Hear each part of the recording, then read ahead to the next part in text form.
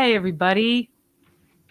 You are joining us for the recording, the 301st episode of the AV Life podcast. My name is Murphy Daly. I'm an AV veteran and writer, and you're watching us and listening to us on the AV Life.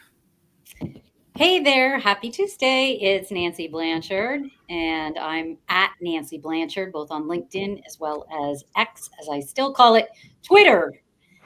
And this is an exciting evening because you are listening to and watching the AV Life. And for Nancy's info, you're listening to this on a Monday, not on a Tuesday, even though we're recording on a Tuesday. And I am Joe Way, and you are watching and listening to. Actually, well, only if you're on YouTube, you're watching and listening. If you're on a podcast, you're only listening. The AV Life. No, this is so good. They're listening to it on all the platforms. Repeat We're watching it over and over. Right, exactly. And I'm your host, Tim Van Wert. And if you're just listening to us, then you're only getting half of the experience here of the AV Life. So you should be watching and listening to us so you don't miss out on any of the crazy antics that are going on. So make sure you are watching and listening to us here on the AV Life. And we are back here as we have celebrated our 300th episode, and the beat goes on, as they say. So we are still rolling along down the highway. I'm going to kind of start alluding towards our theme for today. But just first, as always, our check-in with the crew. How we all doing tonight? Peachy Keen. Peachy Keen, yeah. I heard my California brethren over there are a little bit toasty tonight. A little late summer hit out there.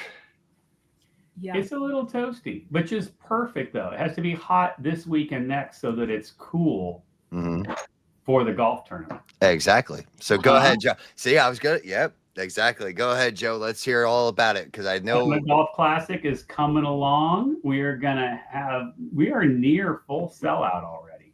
So all right. That's good. Rocking. That's a good problem to have. Is very surprising considering how late AV people like to register and pay. We are tracking just fine. But it's exciting. September 21st is our welcome cocktails in the desert, and then the 22nd, Monday morning, PGA West Mountain Course for a wonderful day raising money for the Prism Scholarship. That's awesome. Yes, it's definitely becoming. It was a fast favorite fundraiser for everybody. I think. We did this last year, and we're doing it again this year, and it like instantly became a favorite, Joe. I think that people really latched onto it, and it's really become a thing for us. It turns out that people like spending their work days on a golf course. Who would have thunk it? It's like, yeah. Well, I guess if you play golf and you do that sort of thing, which I don't, but one of my favorite comedians was talking about how an important part of success in life, particularly becoming the leader of the free world, involves knowing how to play golf. Becoming president requires knowing how to play golf. And I don't. I've never played golf. I once or twice have played mini golf and done very poorly at it. So I don't think I should run for office, but I don't know. Maybe I should aspire more, and I should get ready to join the golf-playing successful people of the world, such as Dr. Josiah Way, author, and AV expert.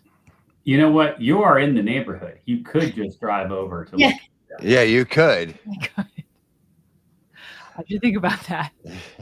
Traffic is going the opposite direction. It's true. It's true. See, it's all to your advantage, Murphy. You should just show up. Yeah. Let's see how the weather is. So, and let me just say, I know how to play golf. I just can't play golf. Like that's scramble is perfect. You know what? A charity scramble is perfect because all you have to do is have that one or two random lucky shots, because it's always the newbie who doesn't know how to do anything that hits it in from like 60 feet. And you just carried your own for this half. Front nine, you got it. You get another random chip in from behind a tree, and you're good. Yeah, your one colleague, Joe, is it Melias? Melise. Yeah, that she was in that same position, and she just was out there to have a good time and to meet people. And by the end, she had some pretty good shots, actually. All right. So, yeah. That's what it's all about. Good times, sometimes good shots, but good company and good cause. Good cause, exactly. Yes. Or you could be the glorified cart driver, Tim. Well, yeah, I'm really good at that. I can drive a golf cart with no trouble. So, and even I could drive a beer cart even better. So, if hey, someone has to drive backwards to get people liquor. Drive backward. Well, I could driving backwards. No, girl does that make the earth spin the other way? Forward, they go backwards. Oh, okay. Oh, yeah, we go with, okay, I gotcha. You go against traffic. Go against the traffic, yes.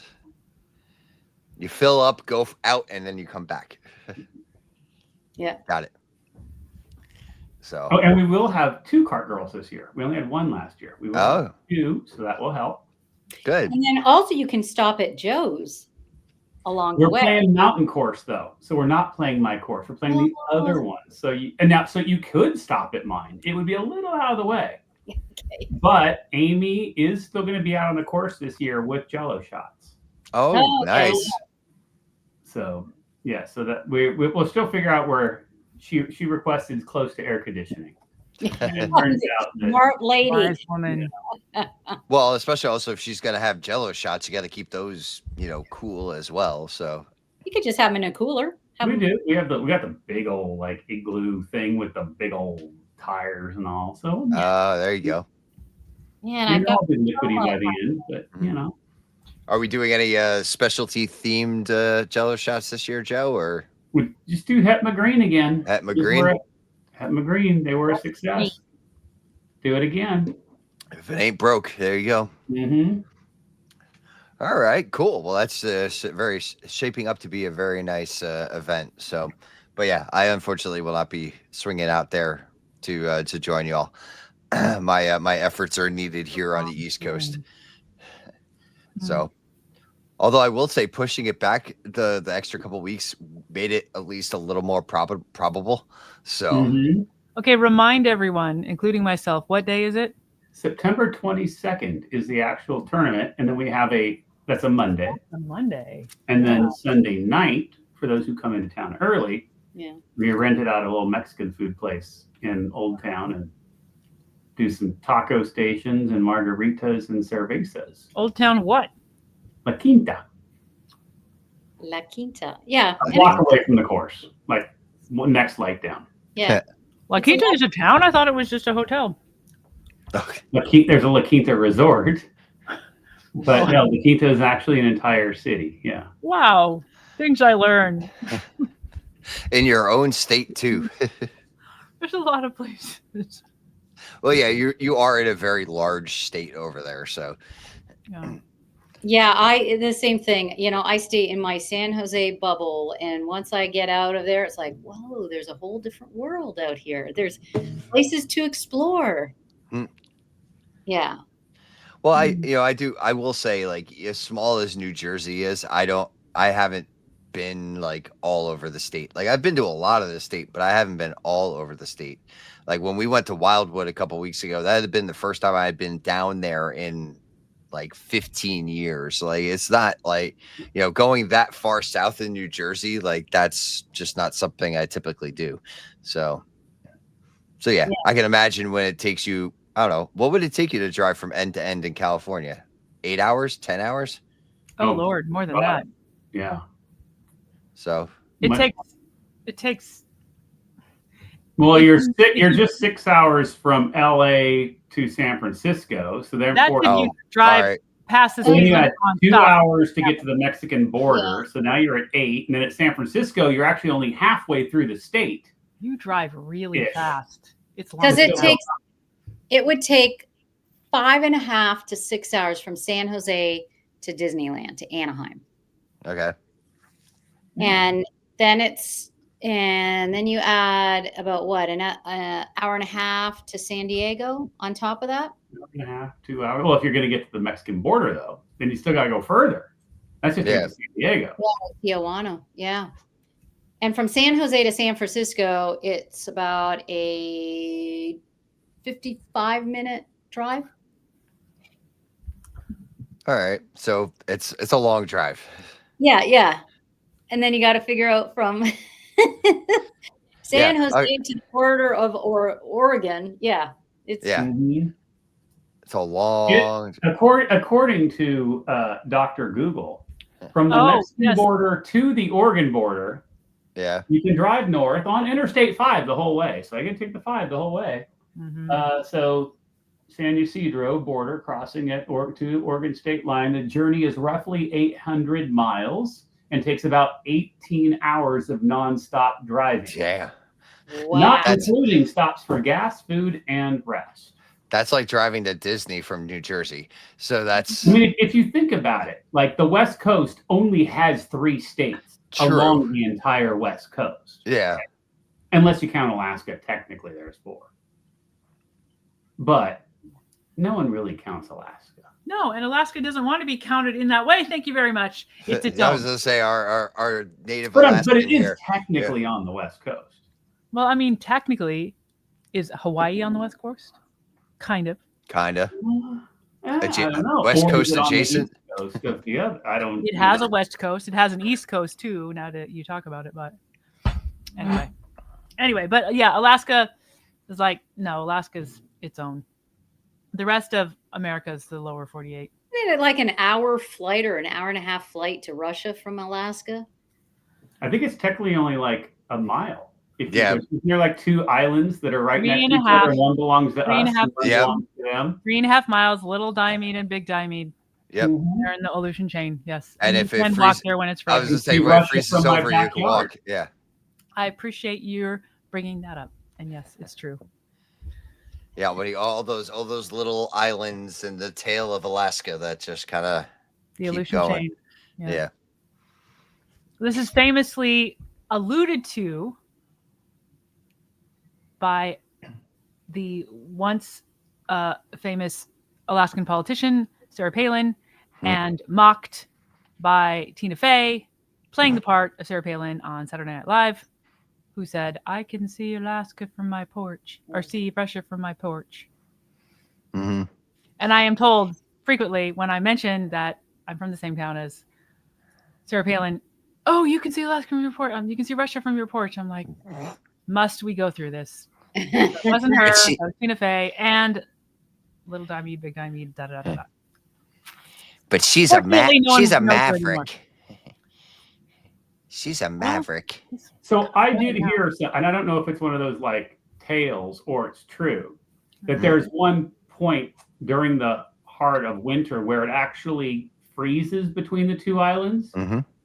And because only soldiers or something that are positioned at each. There's not actually towns, right? It's only 2 military bases. And they go out and have coffee or beers or vodka together at the actual line and meet in the middle when it freezes over. But that could just be false. So the thing that I know about those islands in particular is during the time when Russia was the Soviet Union and the Soviet Union was very hostile to Bibles, some people would have the people that are native to those areas that were there before it was Alaska, or I mean their families were there before it was Alaska or the Soviet Union. The natives they're like, these are our families in other places. So they didn't really have a hard line on you cannot cross this area, because they're like, yeah, whatever. And also, who's going to stay there and watch? So some people would use that as an opportunity to smuggle Bibles over when Bibles were very, very hard to get in the Soviet Union, because it was a walkable kind of thing. This is not something I directly know about, but I heard that was a thing. You know what? Yeah. I believe it. I like it. I will add it to my list of stories that cannot be confirmed. Right. And also, the way that I heard this story that they smuggled is that some of the native Alaskans or native people would be women pretending to have a pregnant belly, and the Bible was in the pregnant belly. Even better, right? So Interesting. That makes it all of God's children. That makes it all the more intriguing of a story. So We don't know what any of this has to do with building a system. No.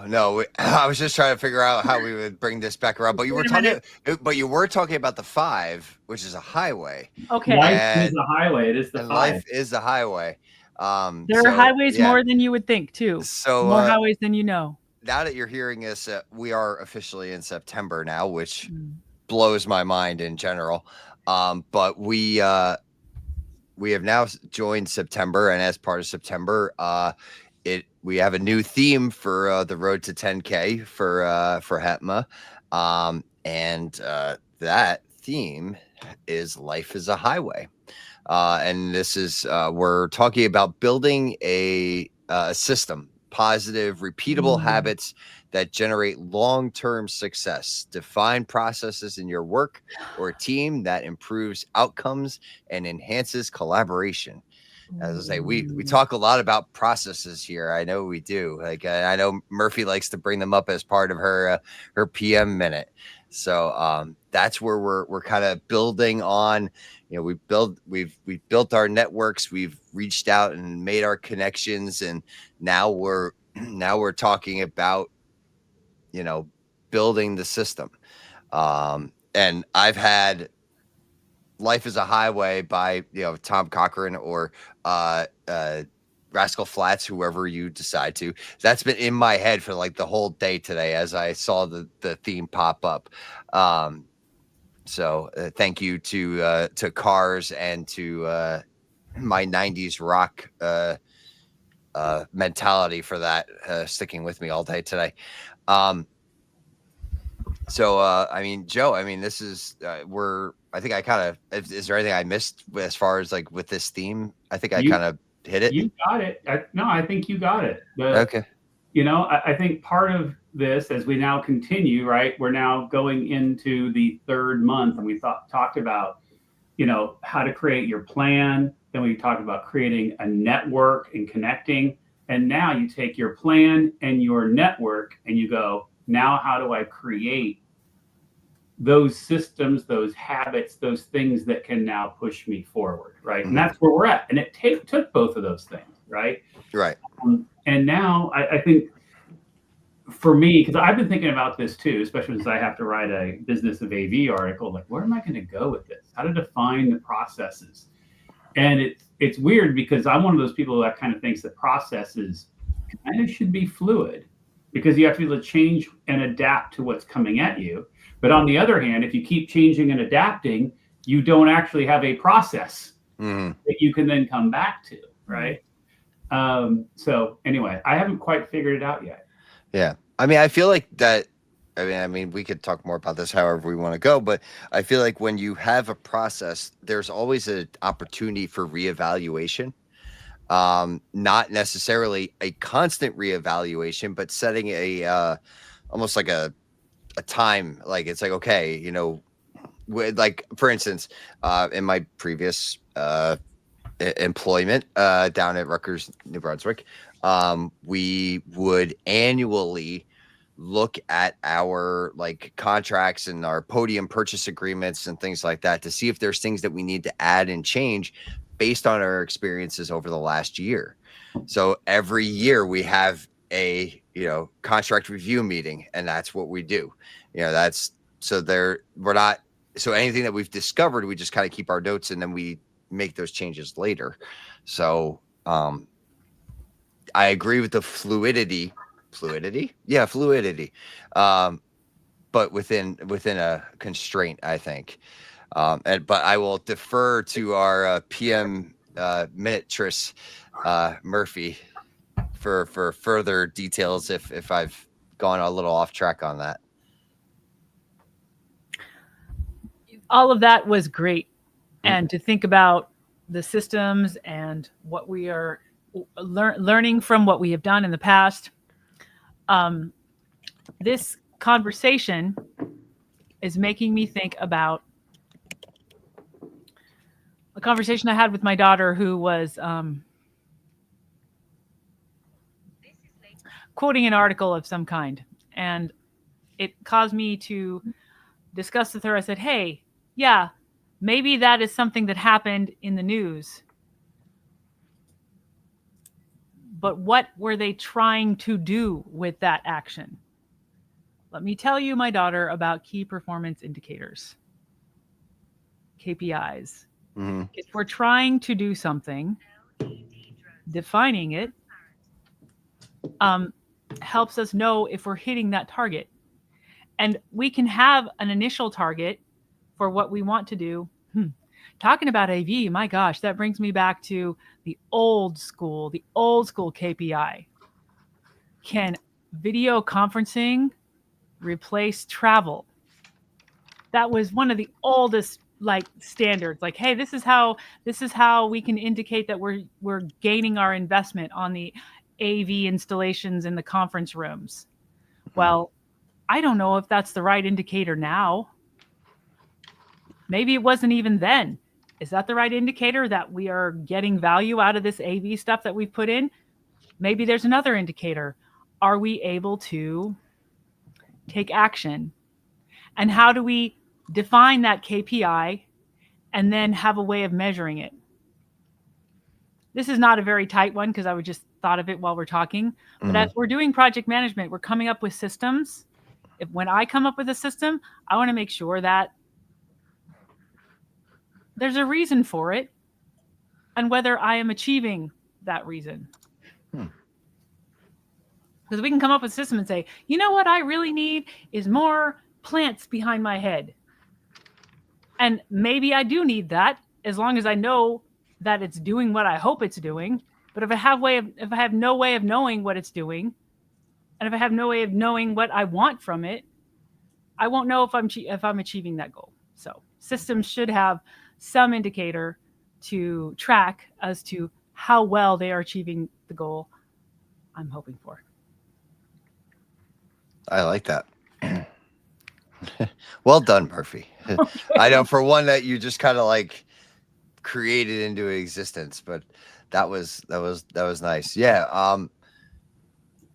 It's only makes things worth it if they have that value behind them. If there's a way for you to actually track like how it's going, I think that's something sometimes we get lost in, is that, some people get lost with like, okay, I need a process. But then if there's no way to know what it's actually doing or if it's doing what it's supposed to be doing, why have it?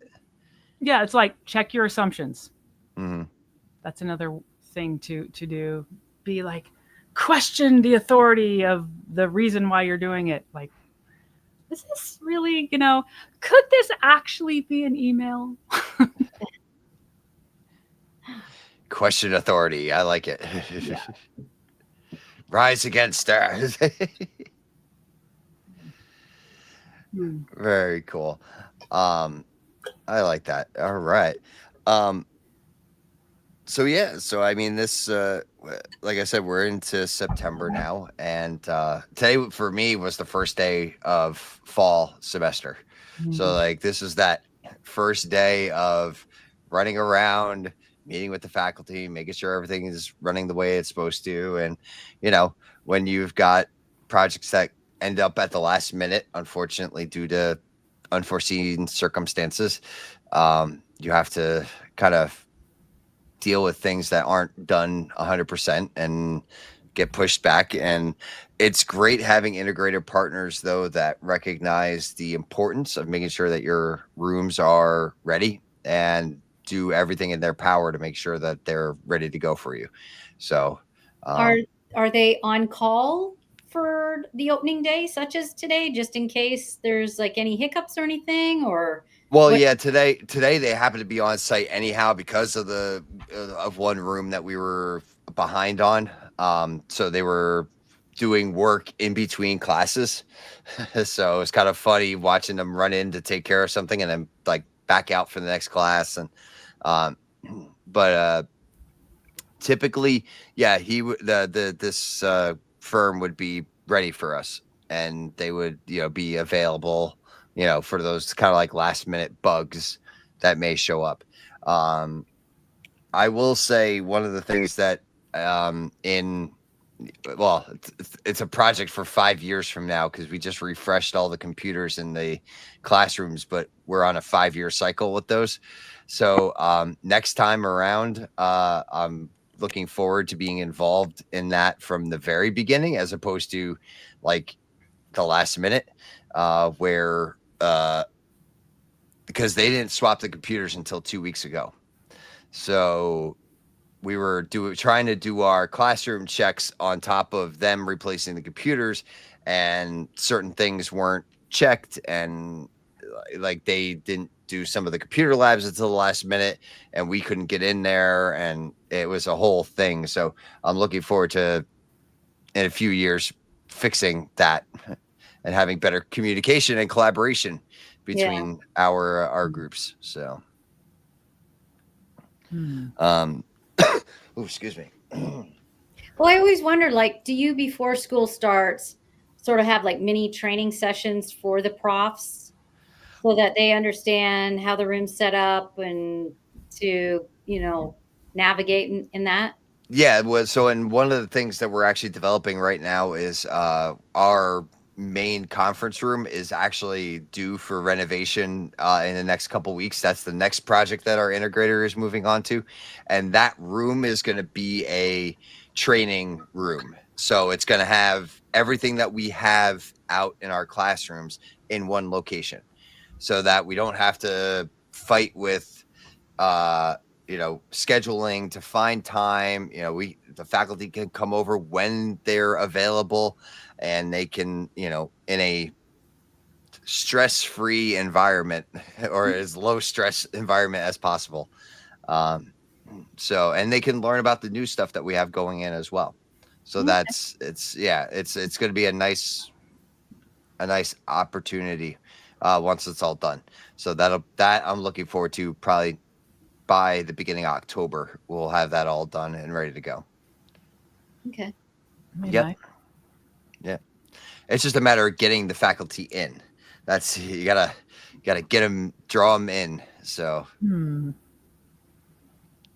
if you build it, they will come. Well, that's the hope. With cookies or. I was thinking, I will, if that's what it takes. If it takes coffee, cookies, whatever. If it only took cookies, that would be wonderful. That would be wonderful, yeah. Okay. Go-to cookie. What is your go-to cookie? And you can't say chocolate chip. Oh. I have my answer, but I'm going to wait and see what the rest of the group says. I really like the speculoos Biscoff. I wasn't going to say, because I don't do any of that. So. You go to a conference and they always have the tray of, 3, 4, 5 different cookies. The gigantic conference room. You gotta pick one. You gotta pick one. Which do you go for? And there is only one right answer. I'm gluten-free, so I don't go for any. So it's not. But it's not chocolate. Clearly, it's not chocolate chip, because if you're telling us we can't pick chocolate chip. Well, I guess you can. All right. Well, because I changed the question. You did. Change the parameter from underneath the tray, where you have the same conference 3 to 4 different kinds. Mm-hmm. So I will now let you have chocolate chip. All right. Well, if it's available, I actually prefer a good snickerdoodle cookie. Yes, I was going to say that. And what conferences have snickerdoodles? I've never seen that. It's a rarity. That's the problem, because usually it's chocolate chip, white chocolate chip macadamia, oatmeal cookie, and on the other rare occasion, it's a peanut butter cookie. Sometimes, yes, and that is a good one to take if you got it, because it's kind of rare. Yeah, and you might not find it at the next break. Correct. The chocolate chip, chocolate chip's like an old standard. It will be there for you. Like it's Yep. But yes, Snickerdoodle was the correct answer.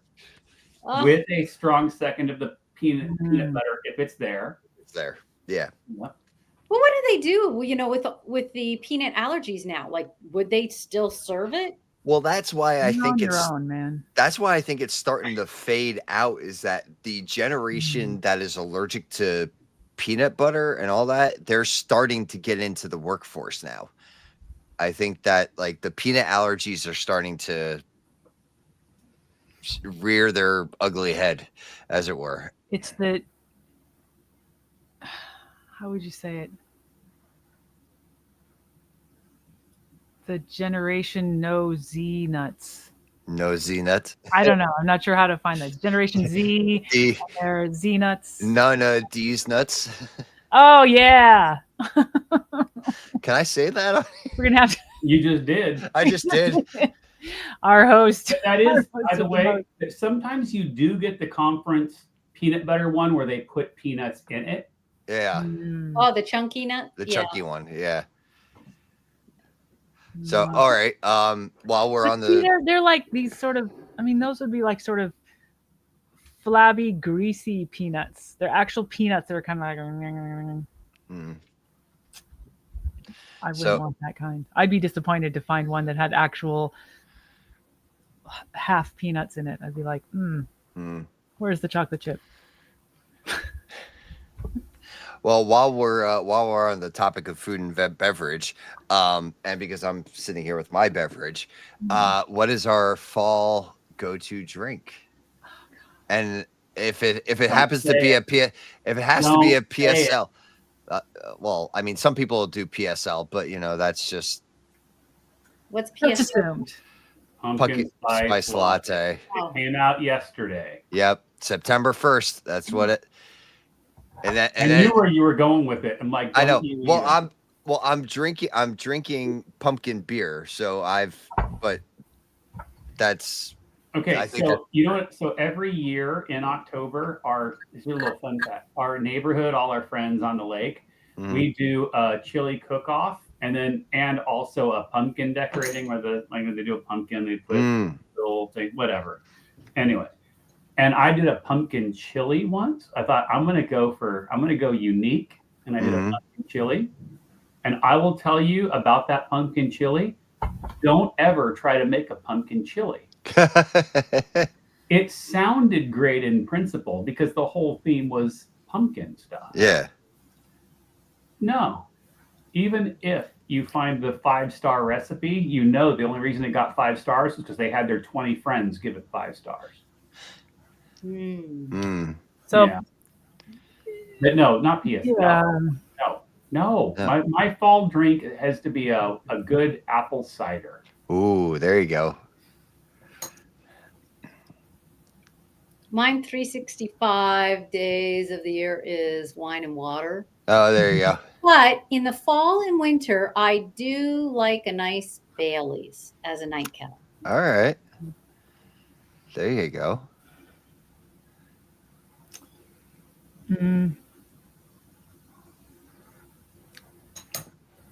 I don't know, like a warm spiced wine I had once at an art walk around here. That was good. But you took her wine and my cider, Yeah.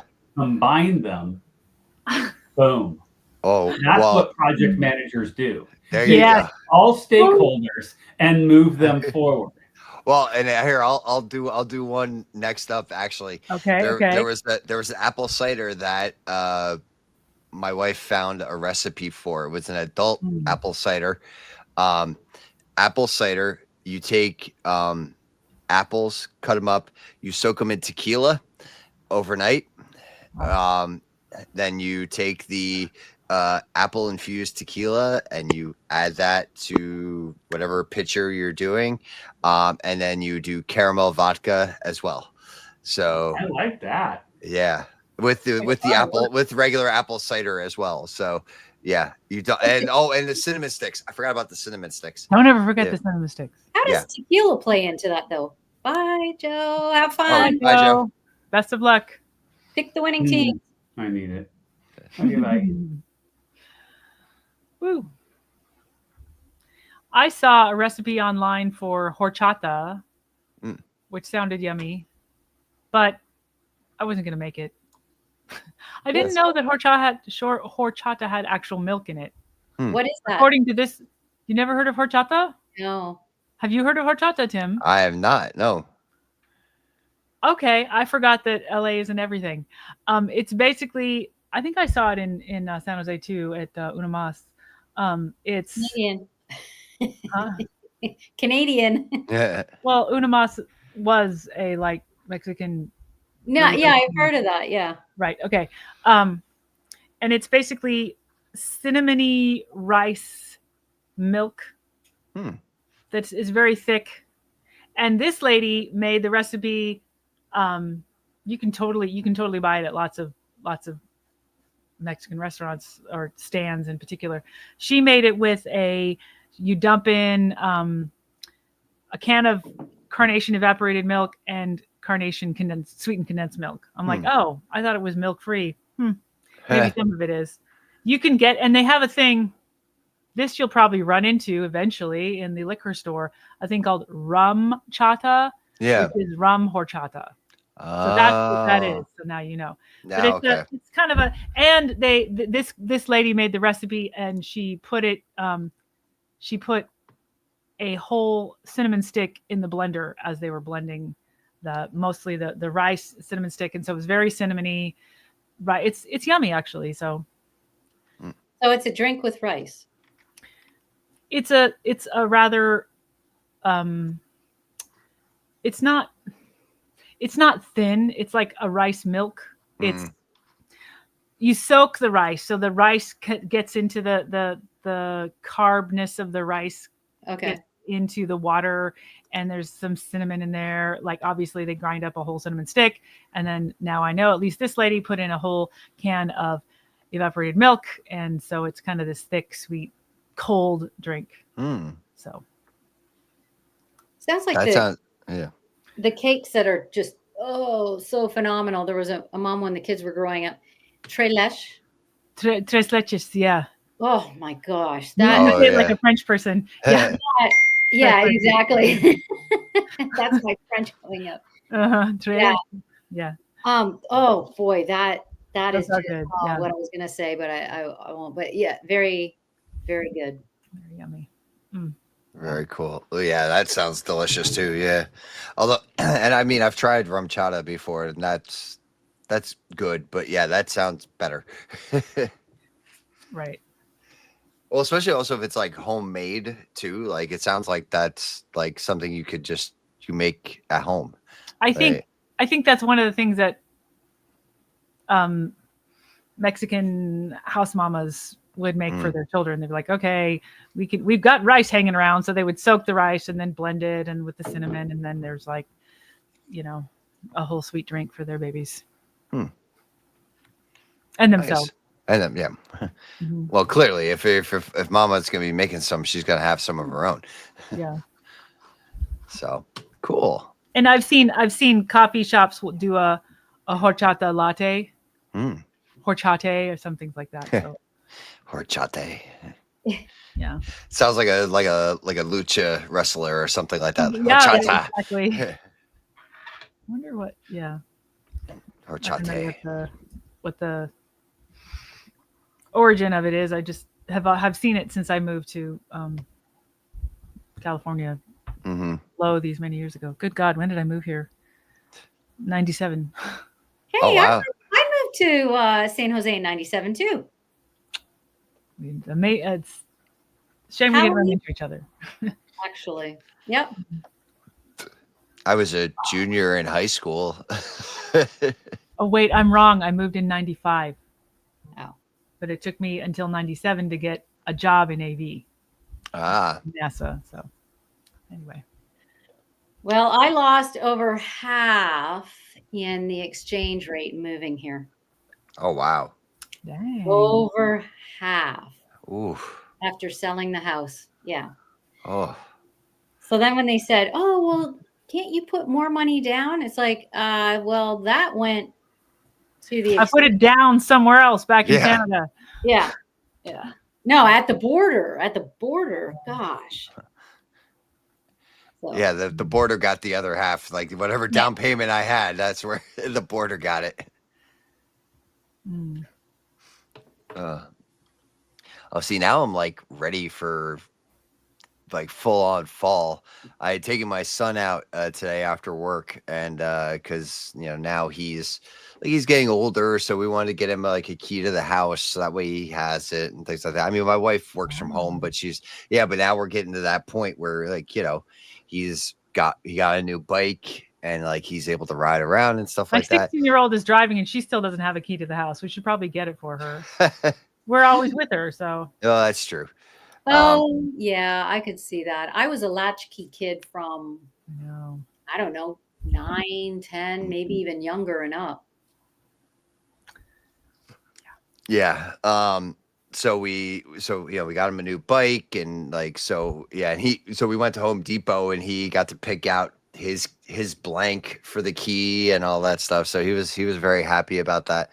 But we also tried looking for Halloween decorations too, because like I'm ready to start outside, but it's still a little early. So it's like I'm just trying to bide my time, but I'm ready to get out there and start doing stuff. Not according to Disneyland. Disneyland started I think it was right after my birthday, after the 26th. Yeah, I think they start. Yeah, it was like August. It was really weird because this year's the 70th and they had the decorations up and then they took the majority of those down. So you would sort of see 70, but everything else was Halloween. But the cool thing is, and it was fun, is watching everybody with all of these unique Halloween t-shirts from over the years. And they did a fantastic job of decorating the park. So it sort of got you into that fallish type of mood. Yeah. Well, I'm very excited that Cinderella's castle is going back to her normal paint job. So that's, I don't get me wrong. It was nice celebrating and everything, Disney World for their anniversary and everything. But like, yeah, let's go back to just a normal world. Yeah. Cinderella's. Oh, that's not the land. That's the world. Yes. That's the world. Yeah. So they had colored it. They decorated it for the 50th anniversary, and all that, and I think it looked great. I like the colors, but like it's time after all the changes that have been made to the castle over the years. Like it's time to just go back to the basics for the castle. So I'm very excited for that. And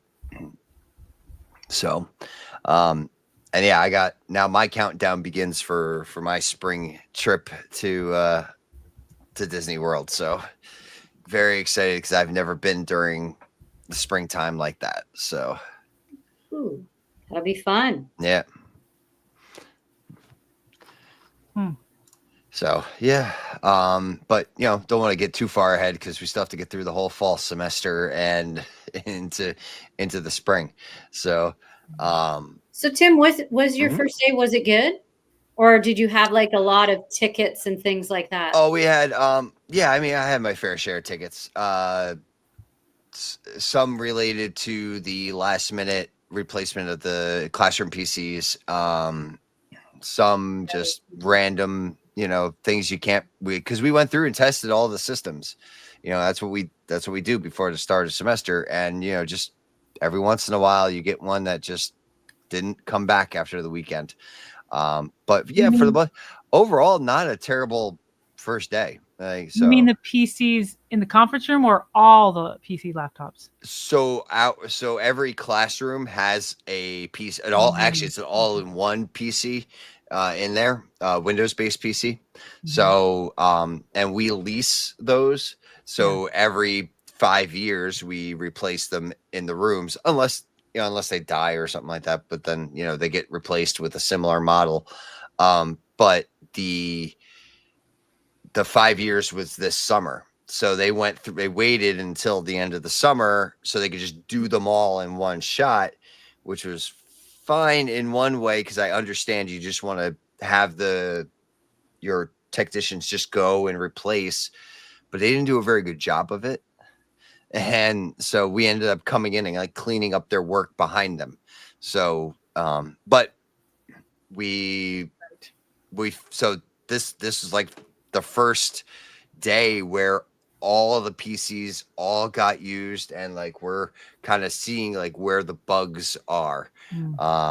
So a couple of tickets were related to that. But I've had worse first days, so I can't really complain. So That's good. Maybe your team was better prepared this time around. I think we were, and I think we're just going to get better from here. And we do next summer. We are taking another lecture hall offline to do like full refurbishment and all that. So I'm hoping to have that room done way ahead of schedule this time. So that way we're not still putting the finishing touches on it at this point. So, so yeah. Have you felt through the manufacturers repercussions from the tariffs or no? Not really, not yet. We did have some that raised their prices, but nothing out of the ordinary. Yeah, I was wondering about that. Yeah. So like pricing seemed to be okay. I mean, I also we signed off on a lot of the quotes and everything like that back like at the end of June.